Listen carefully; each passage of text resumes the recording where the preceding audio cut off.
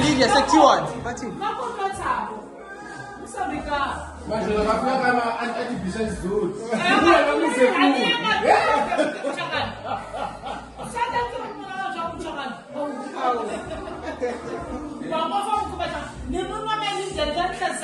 sithola ngememo la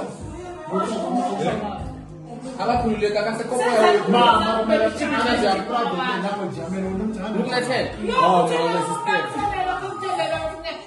asisenze kanje asisenze kuzobe ngathi nawe yabona ushikazi yena uzidiya themba